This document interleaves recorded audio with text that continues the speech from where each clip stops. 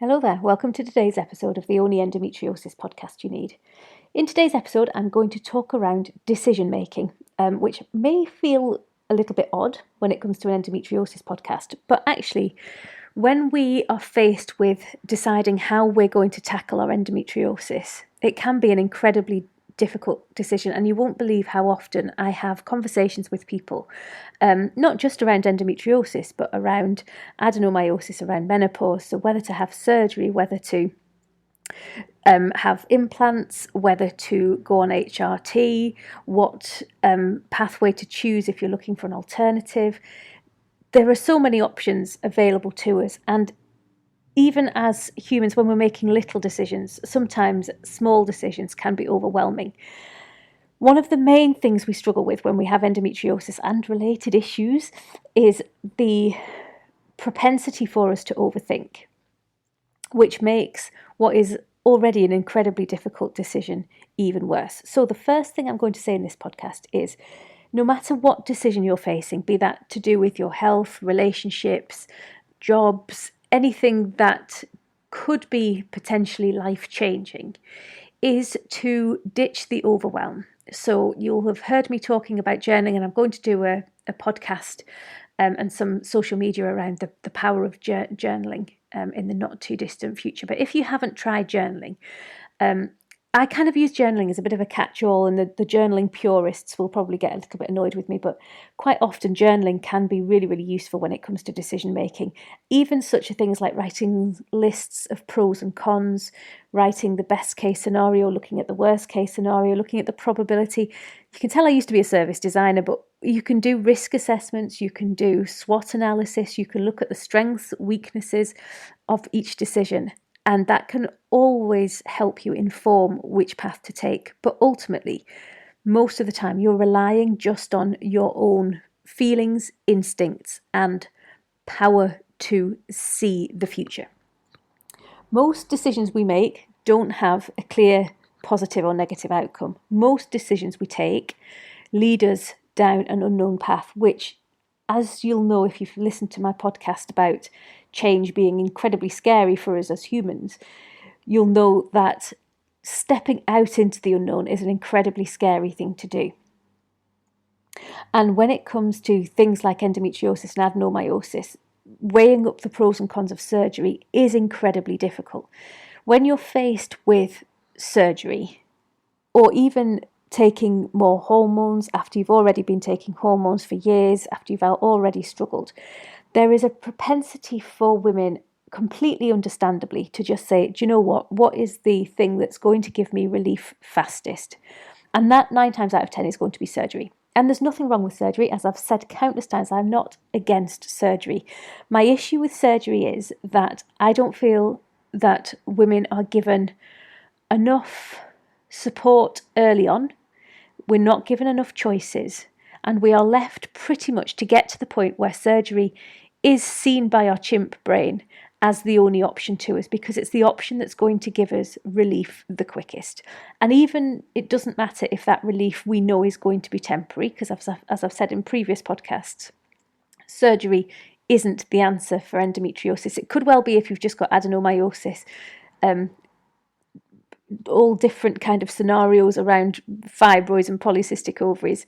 But if you're struggling with endometriosis, fibroids, polycystic ovaries, then surgery definitely isn't going to cure. It will give you temporary relief, but in the moment where you're making the decision, that temporary relief is the priority above everything else. So we're kind of putting ourselves in fight or flight. We're kind of facing this decision at a time where we're particularly vulnerable, where we're just looking for relief. So if you can, start thinking about the options for feeling better as early as you can, even before you've got your diagnosis, if you're that kind of way out, and I mean that in the nicest possible way. But if you're that organized, if you're of that mindset that you like to control situations, then try and control your endometriosis journey, your menopause journey, whatever journey you're on. Try and control that, or give yourself as much control as you can from the earliest stages. So by that I mean, frame your choices that are open to you. So quite often the wording that we hear, the wording that we see is incredibly powerful. And this is something that I try not to do when I'm advertising. I hate being called a salesperson. I hate having to sell what it is I do. I hate having to market what I do. And it's really, really difficult to get the tone right.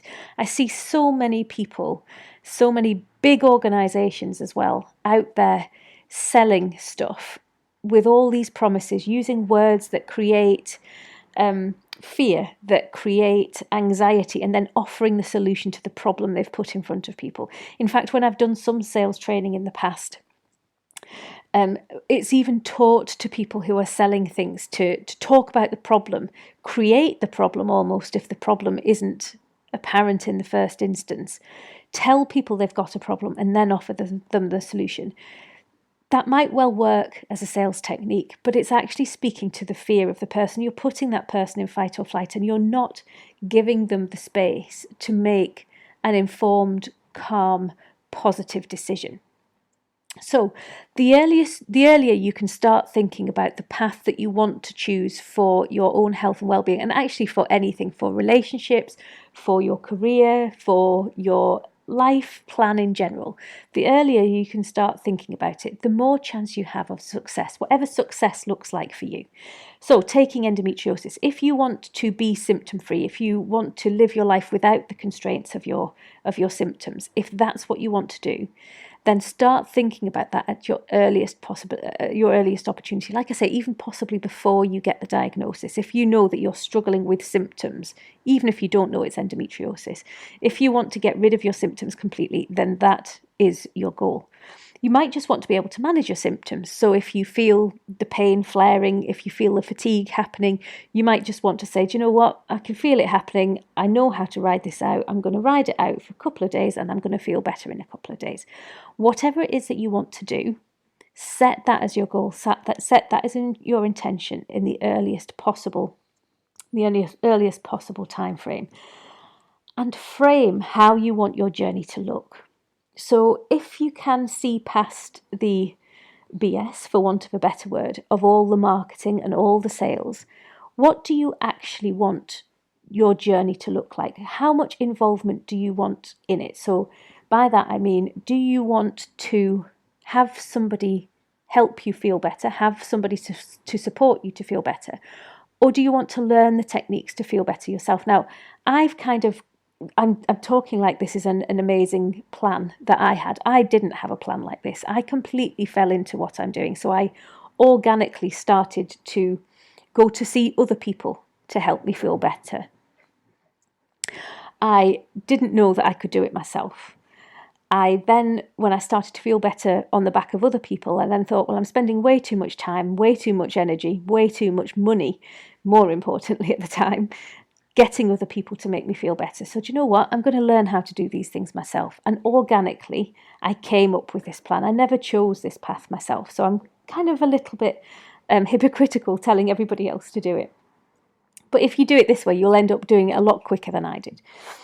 So reframe things, look beyond the sales patter of what's out there. And by that, I mean, I'm not just talking about people like me who kind of say, look, you can do it this way, or you can take this supplement, or you can do this diet, or you can do this exercise regime, and you'll feel better. You'll be able to manage your symptoms. You'll be able to overcome your endometriosis. You'll be able to manage your endometriosis naturally. Look beyond the rhetoric.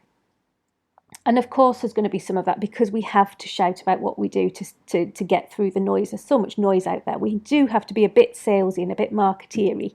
But look beyond that. Look beyond the words and reframe things in your mind. Look for genuine testimonials. Look for genuine actions that people have taken to do it themselves and to help other people do it. And put that in terms of your own pathway. Is this what you want? So do you want to spend time and money going to see an acupuncturist? Do you want to spend time and money going to see somebody like me and learning the techniques yourself? Do you want to spend time and money going to see a herbalist, a dietitian, whatever it is that is the thing in front of you right there, right then? But also in terms of the traditional route. So the surgeon that's telling you that surgery is your only option, leave the rhetoric behind. Is it the only option? It could be the best option for you at that time. Your gut instinct might be telling you one thing and your brain's telling you the other. The brain's telling you, hang on, I want this short-term relief. I want to feel better. I want to wake up in 3 months' time and be pain-free. And I don't care if it comes back in 6 months. It's fine. Your gut might be saying, yes, but A, B, C, and D. I don't want to have surgery because I might want to have children. It's something that I can't undo in the future. Listen to everything. Everything that you're feeling is valid, positive and negative. And it can be so confusing, but this is where the reframing and the journaling comes in. Journal pros and cons, weaknesses, strengths, opportunities. I can't remember SWOT, isn't it? Whatever it is, whatever it stands for, Google it. My program management days are long behind me. But do the SWOT analysis. Do some really clear thinking. Write it all down. And then come back to it in a couple of days' time when your head's a bit clearer, when you don't have the stress of feeling like you have to make an immediate decision. Also look at it in terms of past decisions you've made. So are there reasons that are driving the icky feeling behind whatever's giving you the icky feeling? Is it something that you've done before? So have you made a similar decision in the past that hasn't worked out for you? Or have you heard stories about other people who've made similar decisions and it hasn't worked out for them? Just start looking into that and work out the probability or the possibility of the same thing happening same thing happening again. Excuse me. Quite often, the hurt, the disappointment, the anguish of past decisions that we've made that have gone wrong stay with us for far longer than we should. We don't release the emotions that come with poor decisions. We beat ourselves up, especially as women. We hold on to the regret and the anger and the frustration far longer than we should, rather than just acknowledging it and letting it go, and even learning from it if we need to learn from it. So if there's an element of that as well, just look back at that decision and just think about it with clarity. What was the decision you made? What situation were you in at the time? How does that compare to where you are now and how you're feeling now? Is everything the same? Are all the same dynamics in play? If so, what could you have done differently and what would you do differently now? And that could be to make a completely different decision. It could be to do a slightly different decision, but look with clarity on the past decisions that are causing you to feel that ick. Also as well, social interactions. So there's a lot of pressure put upon us to do certain things. And again, this applies to everything in life. Relationships, marriage, children, buying houses, doing the whole kind of game of life thing. Does anybody remember Game of Life? We used to play that all the time as a family, but it was very, very conventional. It was very, I think the car was a husband and a wife with 2 children, and you went around this board and you got married, and then you bought a house, and then you got a mortgage. You probably got a mortgage before you bought a house, and then you went on holiday, and you had to balance all these things, and it was crazy. It was exactly as life pans or should pan out in inverted commas in a board game. There's still a lot of that social pressure now. It's not as bad as it was in the 80s, but it's still there. We are still, especially again as women, we are still living under this veil of expectations of us. So take time out just to look at what expectations, or the weight of what expectations you're feeling. So are you not wanting to make a decision because you feel as if you're being pushed into it because of somebody else's expectations, one way or the other? And again, write all of this down, because quite often when we're thinking about the decision at first, it can feel so overwhelming. It can feel absolutely huge, absolutely massive, and it can feel like too much. So write down the things that you want to consider. Make a list of the things in this podcast. This is only a start. There's way more stuff that you can work through than the stuff that I'm going into in this podcast. But make a list of the type of things that I've said already and start to answer those questions. And if it feels too overwhelming, walk away. The beauty of writing it down is it'll still be there when you come back to it. So start thinking about things almost like that cold light of day things. Take the emotion out of it, write things down. When you've answered the questions, again, don't make the decision there and then. Walk away a day or two, a week or two, however long you need, and come back to it and revisit it. And again, just tune into the emotions you're feeling. What reactions are you feeling? And then look at why you're getting those reactions. And it could be that you already know the answer. Quite often as humans, we know we have the answer. We know what the best decision is.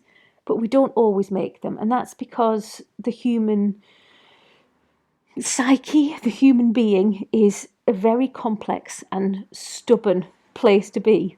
There was I can't remember, it was an American university did a study a fair few years ago, and it was about people driving home. And and this is me to a T, this is why I remember it. And I often think about this when I'm doing the exact same thing, wondering why I'm doing it. So say you're on a route and, I don't know, you go up Union Street every day. This is your chosen route home. I don't know why, maybe you did it the first day, maybe it's the main road, you just feel comfortable going this way. So every day from the office, you go down Union Street, you turn left onto Main Street, you turn right onto Church Road, and that's your route home. It takes half an hour.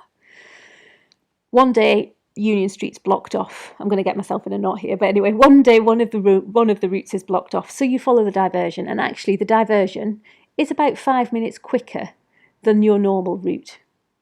And you do that route 3 times, 3 days in a row, because the road's still shut. The road's then opened. 9 times out of 10, which is a scary, in fact, I think it was something like 99 times out of 100 rather than 9 times out of 10, but even 9 times out of 10, 9 times out of 10, most people will revert back to the old familiar route. Even though they know that the new route is quicker, they'll revert back to what they feel more comfortable in. And it's the same concept as anything. It's the same thing as what I was talking about when I did the podcast on change. Familiarity and our comfort zone feels like the safe place to be. So we will keep repeating mistakes in inverted commas. We won't necessarily make the best decision for us if the best decision for us is out of our comfort zone. When it comes to endometriosis, ultimately the decision has to be yours. You can know what path you want to take and you can take another path, or you can know which path you want to take and take the path you want to take. But ultimately, there's only you that can make that decision. And the key thing to remember here is that there is no right and wrong. You can make the wrong decision and have the right outcome. You can make the right decision and have the wrong outcome. There really is no way of telling which way something's going to go. So the best advice I can give you is to plan for the outcome you want. Visualize the outcome you want. Know what you want to achieve. Then sit and look at the different options that are available to you and which option is going to give you the best chance of getting to the outcome you receive. And again, this goes for anything in life. I'm a trained business mentor. I'm a trained life coach. I do all of that. Well, I don't actually do any of that. I do some bits of life coaching, I suppose, but this goes for everything. I used to be a program manager, a project manager. It goes for everything that we do in life. If you want the best chance of success, you need to plan. There's a phrase that we used to use: piss poor planning on your part does not constitute a crisis on mine. We want to avoid crisis at all costs. So in order to do that, we need to do proper planning. So visualize the goal you want. Know what you want to achieve before you make a decision on which route you're going to take. And although it's so difficult, once you've made that decision, stick to that decision wholeheartedly. Now, it could even be that there's decisions within decisions. So, for example, if you know that you want to manage your endometriosis naturally, you want to go the whole hog and do what I've done, essentially manage your endometriosis naturally. You've made that decision. There will then be another decision. Okay, how do I do that? Do I want to work with somebody? Yes or no? There's a little flowchart diagram there. Who do I want to work with? There's so many different options out there.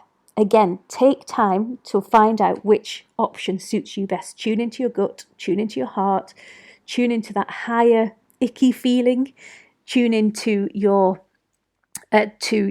common sense, and analyze each option. And I know that sounds like it takes time. It doesn't actually need to take a lot of time, because a lot of it, once you get into the habit of it, flows quite easily. Once you tune into the different sort of facets, it can be quite a quick process, but it takes as long as it takes. It's better to take this time to get to, inverted commas, the right decision. Same with surgeons. There's so many different surgeons out there. So if you decide that surgery is the option for you, if you decide that HRT, if you're going through the menopause transition and you decide you want to try HRT, there's so many different options out there. There's so many different doctors. There's so many different surgeons. Whatever it is that you're looking to achieve, you will have then sub-decisions to make in terms of which path to go down. Again, I'd say exactly the same. Take your time, work out which option is going to give you the best chance of getting the result that you want, not that they tell you you want. See through the rhetoric, see through the marketing, because even surgeons, doctors, they're all selling stuff. It's a sad state of affairs, and I could do a whole podcast on the state of our economy and all of that kind of stuff. But everybody's trying to sell you something. Everybody's trying to attract you to go and see them. So try and look through the rhetoric. Try and look through the bollocks. Sorry about my language, but try and look through the bollocks. See through the rhetoric to actually what they can deliver for you, and work out which one is going to be the closest to your vision of what success looks like. And then the final thing is that once you've been through all of that, once you've made that decision, stick to that decision. Quite often, things can feel as if they're going wrong. Things can feel as if they're going off track. You can not understand something. You can think that something feels off, and it may well feel off. But unless you are genuinely hurting, unless your symptoms are genuinely getting worse, unless you can genuinely see no improvement in what's happening, or unless you genuinely feel in fear or unsafe, then stick to the path you've chosen. I don't mean, like I say, I don't mean come hell or high water, I've made this decision and I'm sticking to it. Always reflect, always tune in, and genuinely, if you are feeling you've made the wrong decision, genuinely if you are feeling that the path you're on isn't going to get you to that vision of success, then change it. But don't change it just because you don't understand what's happening or you're out of your comfort zone. If you still, as long as you still believe that that path is going to get you to the right place, stick with it, because that is a big part of how success will happen. It's that consistency. I talk about manifesting all the time, and there's going to be some podcasts coming up towards the year end about manifesting a fabulous 2025 and how important manifesting is in life in general, but also in our health. And when we talk about manifesting, we talk about consistency, and we talk about consistent, inspired action. And if you're doing all the things that you need to do on your chosen path consistently and with positivity, and it feels good, even if it feels a bit icky and you feel as if you're out of your comfort zone, if deep down it feels good, you know you're on the right path, stick with it, because you will have difficult days. You will have days where you feel as if you're going backwards.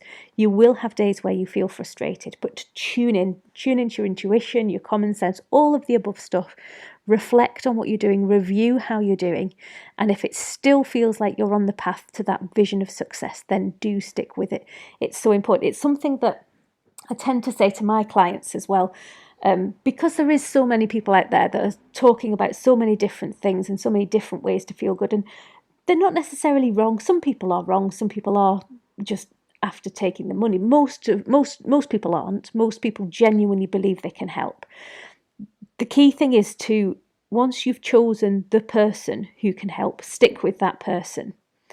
Try not to pick different pieces out of different philosophies and different approaches, because quite often the most successful, call them what you will, therapists, coaches, mentors, healers, whatever you want to call them, the most successful have plans, have proven methodologies to get you. And again, it's the same with everything. So don't pick and choose bits and pieces from different things, because even the bits you don't like from one pathway, it's designed to work together. It's designed to get you from A to B.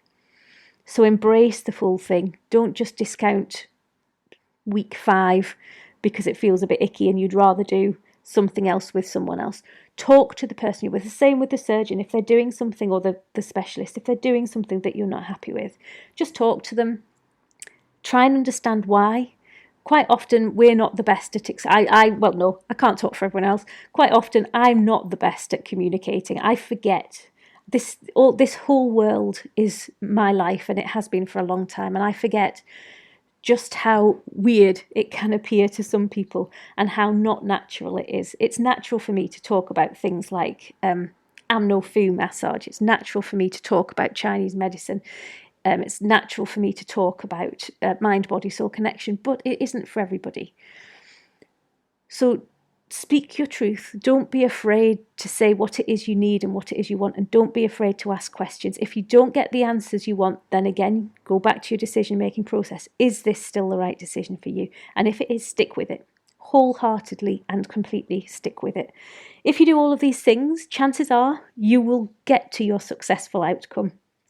And you will be able to achieve whatever it is you want to achieve, be that with your menopause, endometriosis, house buying, career choices, whatever it is that you're thinking about, you will be able to get there. It's not way more complicated. There's kind of more to it than in this podcast. But as a starting point, I hope that this helps, and I hope that this encourages you to take a wider view on all of the options that are there for you, because we don't just have one or two options. You don't have to either do it completely by yourself, or you don't have to have surgery to feel better.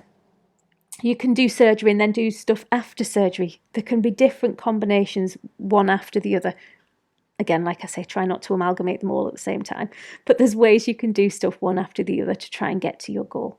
So find your goal, tune into your gut feeling, your common sense, your ickiness. Tune into all of that when you're making decisions. Look at the whole range of options. Make a decision that feels as if it's going to be the one that can get you to your vision of success, and stick to that pathway.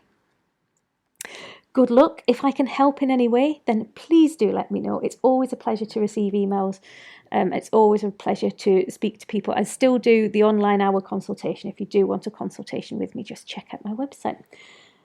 Until next time, I wish you every happiness. Take care.